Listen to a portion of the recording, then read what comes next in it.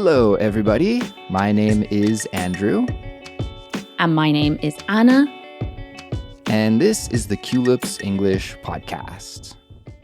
You're listening to Chatterbox, the Culips series for intermediate and advanced English learners that features natural, unedited conversations between native speakers about compelling topics or trending current events or hot issues. And joining me today to co-host this episode is Anna. Hello, Anna. Hi there, everyone. And hello, Andrew. Great to be back here with all of you for another Chatterbox episode. Now, Andrew, what is our topic for today? Well, the topic for today's episode is setting boundaries. Setting boundaries. And we'll get into what that means exactly in just a moment. But essentially, in a nutshell, setting boundaries is all about making a set of rules or guidelines for your life so that you can live the life that you want to live. I think this will be a really interesting topic to talk about, actually. I'm very into setting boundaries in different areas of my life. But before we get into our discussion, Andrew, let's remind all the listeners about the study guide for this episode. Very good idea. So, guys, we make study guides and transcripts for all of our episodes, and they're designed by our team of expert English teachers to help you build your English skills and reach your English learning goals faster.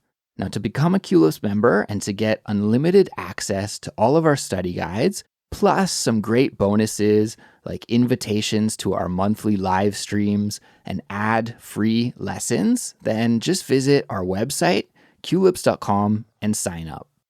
We would also like to give a big shout out to our listener in Turkey who goes by the name Tuba. Tuba, I love that name. Very musical. Now, Tuba left us a 5-star rating and a wonderful comment on Apple Podcasts. Tuba wrote, I'm an English teacher in Turkey. I've been listening to Culips for 3 months. I love all of you, Andrew, Cassie, and Anna. Thanks for supporting us to improve our language skills. You are the best. Well, thank you so much, Tuba, for the review, and thanks to everyone out there who has been supporting Culips by becoming members or rating and reviewing us on your favorite podcast apps or by telling your friends to check Culips out. Thank you so much for that review, Tuba. We're really glad that you're learning a lot with us. And Andrew, why don't we kick off and start our main discussion topic for today? Yeah, great idea. So Anna, why don't we start by breaking down exactly what we mean by setting boundaries? Because I think if people look this word boundary up in the dictionary, they'll probably see that it is a line that demarcates between two different places. So we could talk about the boundary lines between like Spain and France, for example, right? Or we could talk about a boundary between my property and your property. Maybe we'd have a fence as a boundary. This is the dictionary definition, but that's not what we're talking about today. We're talking more about personal or individual boundaries. And what does that exactly mean? That's a really good point, that boundaries might be something physical, like a physical line. But often when you hear this term setting boundaries, we're talking about these limits that we give ourselves. Maybe it is a career boundary. It's like a line that we won't cross, or a limit that we don't want to cross in a personal space or in a professional space. So setting boundaries is giving limits to something. Maybe that's a relationship. Maybe you want to set boundaries in your relationship to make sure that a line isn't crossed. And everybody sets different types of boundaries, different types of limits. Everybody's comfortable with different things. So setting boundaries is about giving yourself limits or having limits in different areas of your life. Maybe personal spaces, relationships, career. So I guess we could talk about setting boundaries, limits, and I guess really those boundaries are based on your values, or they come from the values that you have. Do you think that's a good description, Andrew? Would you like to add anything to that maybe?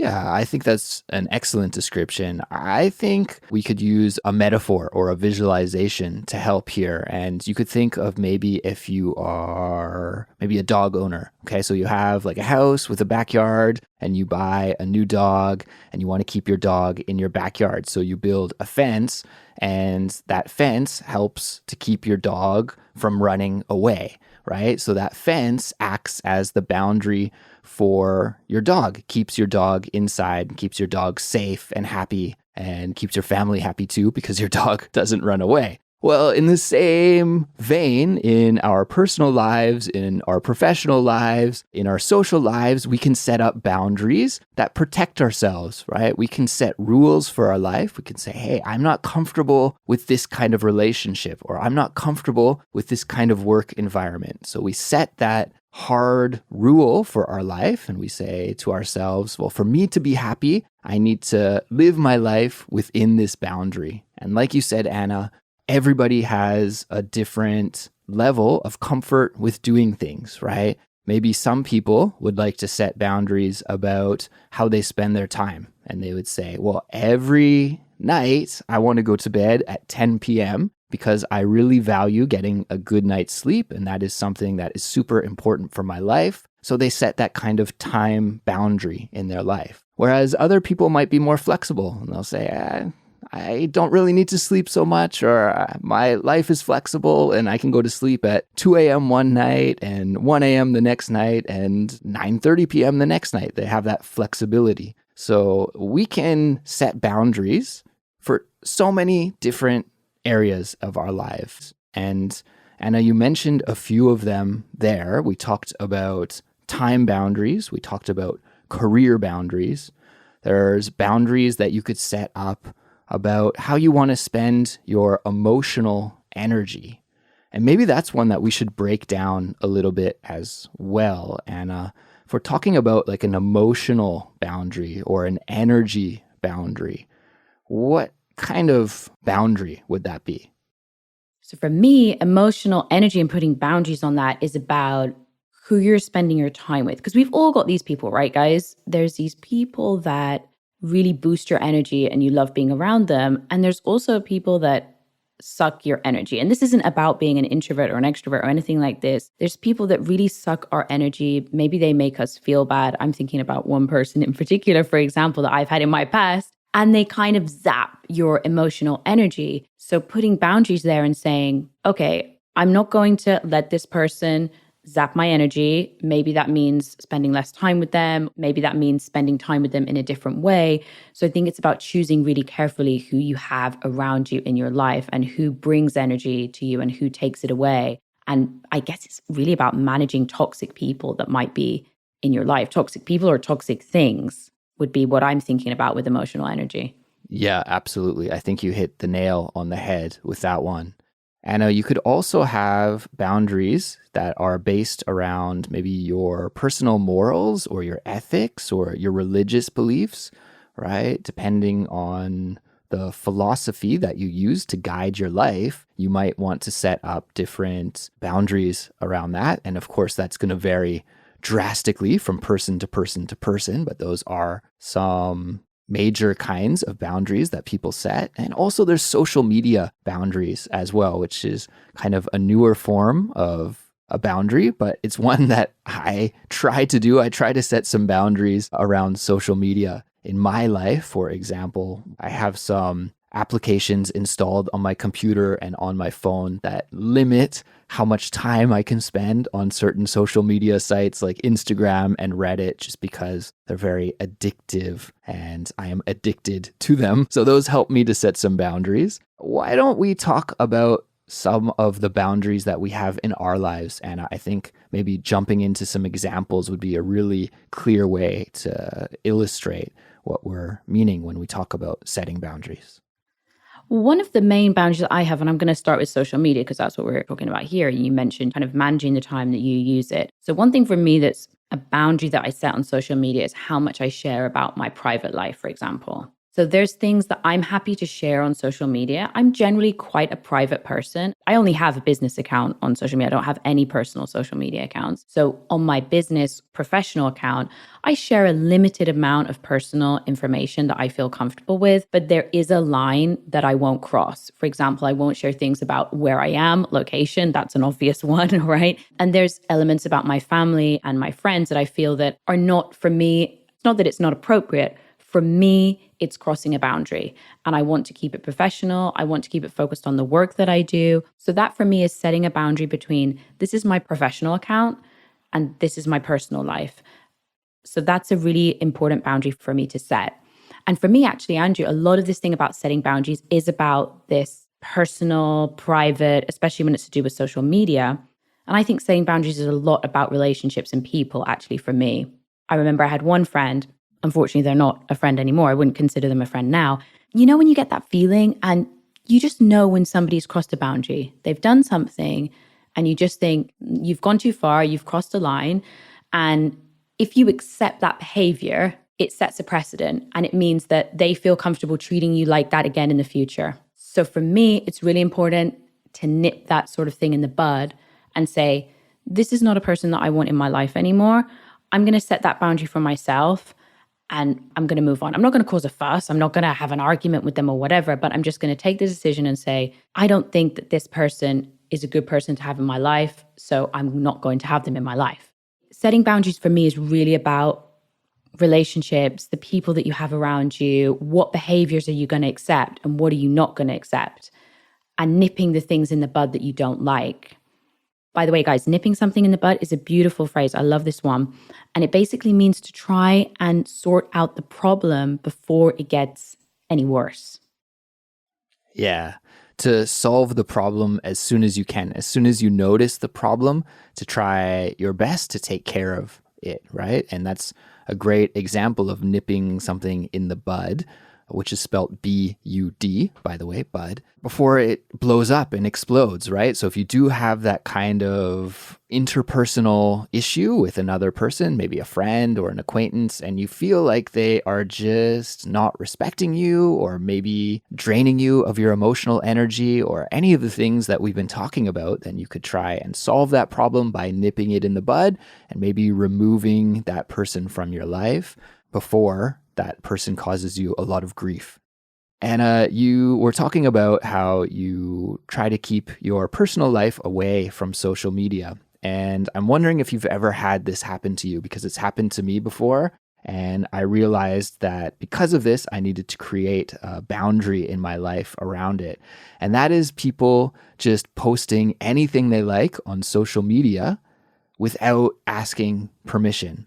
And I actually had to set this boundary with my wife, believe it or not, because she is much more open to sharing about her life on social media than I am in my life. So I'm maybe not as strict as you about social media, Anna, because I do have my own personal social media account, but it's restricted only to my friends. So it's not open, and I really only have a small amount of followers who are all people I know well. They're my friends, they're my family. And I don't just share details about my private life on the internet. Like you, of course, I have the Culips Instagram and I have, different things like that, but I try not to share too many personal details. It just makes me feel uncomfortable to do that on the internet. But my wife, when we first met, she was very happy to just post any pictures online.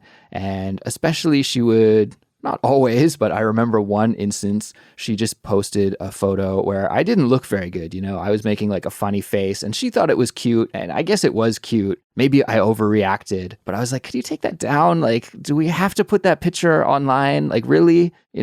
So I felt like she kind of crossed a line and I had to set that boundary like, okay, if you want to post a picture on social media, at least just ask me first. That's my rule, right? I'm curious, has that ever happened to you? Has somebody posted your picture on social media without asking first? Well, here's the thing. I'm a bit of a professional at this because the way that you can avoid that situation is just not letting people take pictures of you, which is what I do. So essentially, there's no pictures that exist of me that I have not taken. Therefore, I run no risk of a rogue picture being uploaded on Instagram.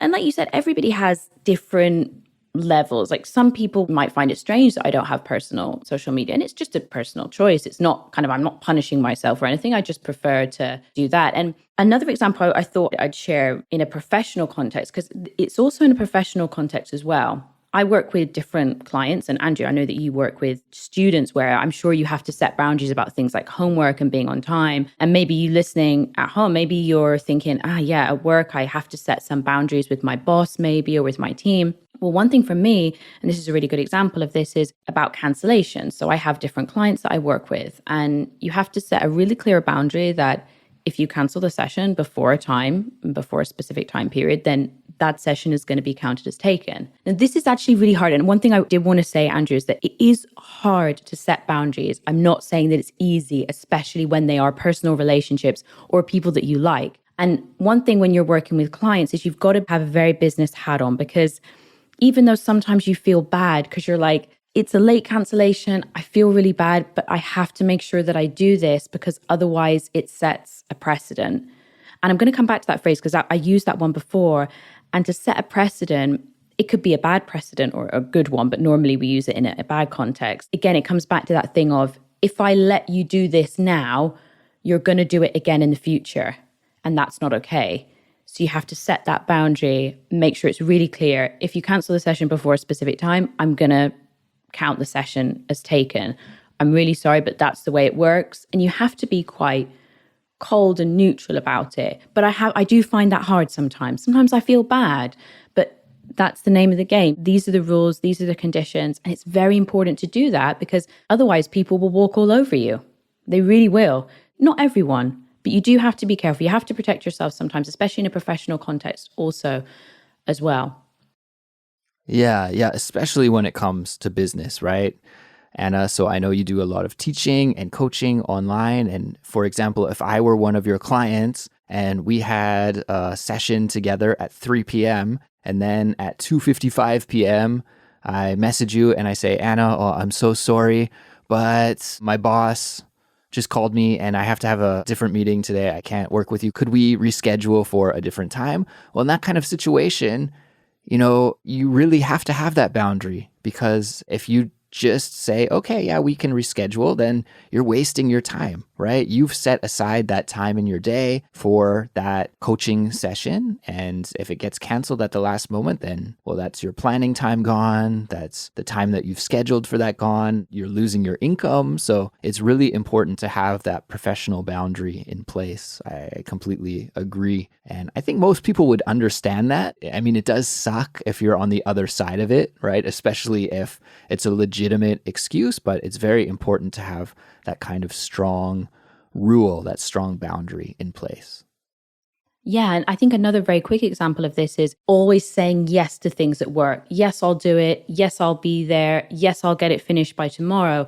And without setting those boundaries of saying, okay, I will do this, but I'm not going to work until 11 p.m. on a Friday night. I'm sorry. So, setting boundaries with your boss and your team, because what you end up being in danger of is being a yes person, always saying yes. And by that, you're actually harming yourself, because maybe you're making yourself work more hours, you're putting yourself under more stress. So setting boundaries is, I think, really important at work and in a personal space. But it's difficult. You have to be really strong. You have to really think about what you want and what your values are.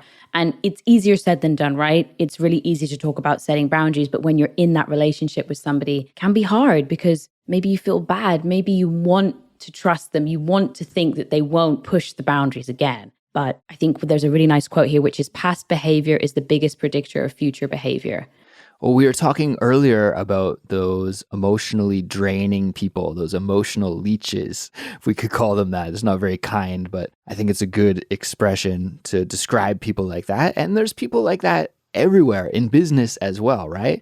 I'm not saying that clients are bad people, but there are those kinds of people out there that once they know they can cancel a session once, then they'll try and do it anytime that's convenient for them, right? So it's very important to have those rules in place so that you aren't taken advantage of. One boundary that I have in my life is that after 10 p.m., I try not to do anything work-related anymore. So what I mean by work related is to do with my university job, but also Culips as well. So because I have these two things going on all the time, it means that I'm busy and sometimes I have to do work at night or work in the morning, whenever I can, really. But if it hits 10 p.m., it's like, that's it. No matter how much I have to do, no matter how stressed I am, it's like computer's getting turned off and I'm going to shut things down for the night. And I really try and follow that strict 10 p.m. rule. I'll even put my phone into a mode. There's different options so that, I'm not getting any work-related messages or emails. And I just try and turn that professional side of my life off as soon as it hits 10 p.m. That's my hard and fast rule about that. I like it. I think time boundaries are really good. It's a very practical way that you can try and manage your time. One small thing that I've started doing, and if you are somebody like me who tends to sit down and just switch on the TV, or I'm just going to check out Netflix and see what's going on there, and before you know it, 2 hours later, if you've watched a season of whatever, I actually started unplugging. From Monday to Friday, I don't plug in my Amazon Prime. So I take out my Amazon Fire Stick, take it out. I take out the box and I put it under my bed.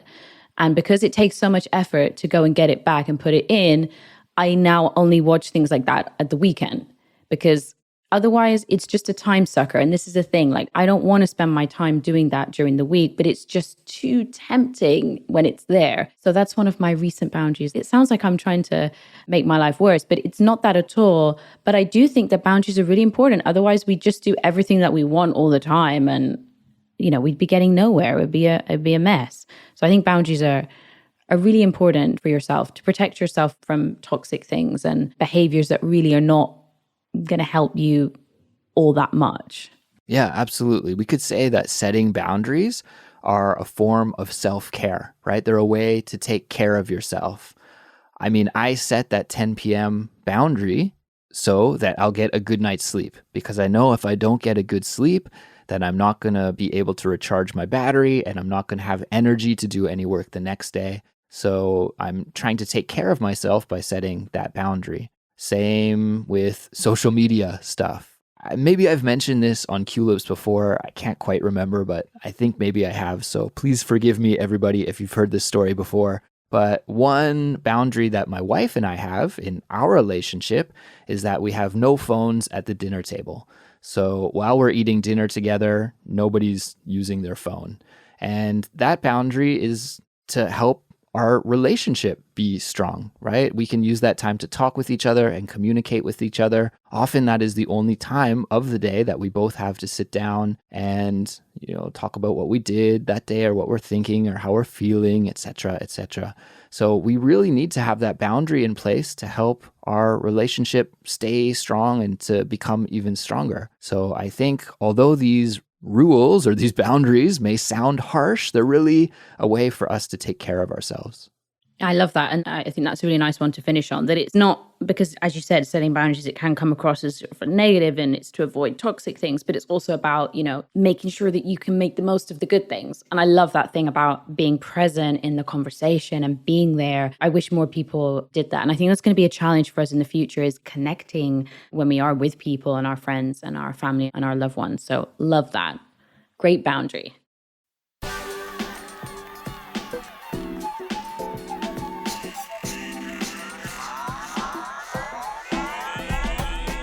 Well, everyone, that brings us to the end of this episode. Thanks for listening, and congratulations on completing some English practice with us today.